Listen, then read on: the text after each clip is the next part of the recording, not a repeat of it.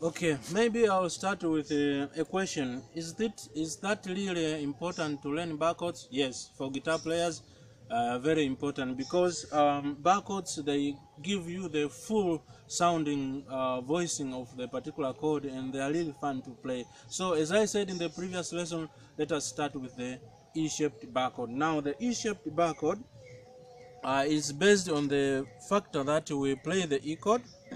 When we play the E chord, really what we are doing, we are playing these three notes which we are using our three fingers, but also we are playing the open E, the open low E, the open high E, and the open B chord.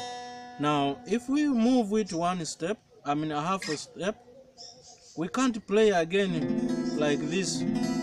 Actually, there's a chord that you can play like that, which we will learn later, but for now there is a problem because these strings are open and we don't want them to be open. So the idea is, remember this is a nut, the idea is like I want to move the nut to be here so that it takes me that, so that I can play these chords. So let us start with the F major chord. So the idea for this finger, it bars here and it acts as a nut, playing all, barring all these strings, just like a capo would do. For example, if I put a capo here and play this chord, in my mind I'm playing the E major chord, but in reality you are playing the F major chord. So if I take back my capo and place back my finger, then that is the F major chord. So if this is F, this will be F sharp or G flat, and this will be G. So I've taken my E chord, I'm adding my first finger to play the F major chord. See how easy that?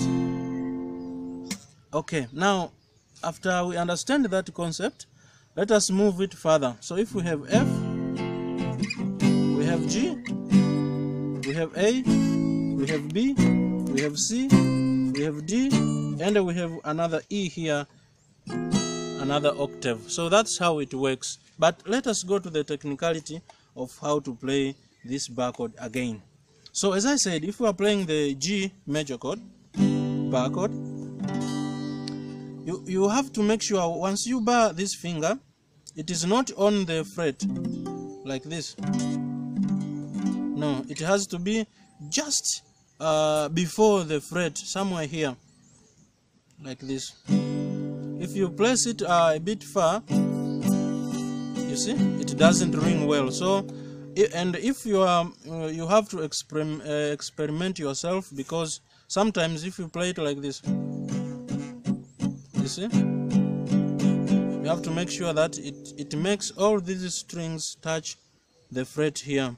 And sometimes if you play it down, if you make your finger to go down, it doesn't ring well. So you have to experiment yourself where it fits better for you to play. My advice to you will be, you start by a song maybe, or a progression that have only one bar chord. For example, if I'm playing C, F, then C, back to G, for example, I can play C, then F, then C, then G.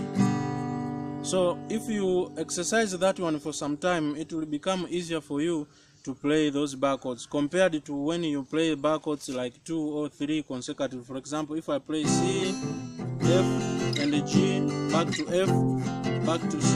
For a beginner, this is a very hard work. So I would recommend that you play like C, F, back to C, back to G, so that you build up the experience of playing that bar chord. So that's how we play the E-shaped bar chord on the guitar. I hope you enjoyed the video. I'll see you in another next lesson for another bar chord. Bye for now.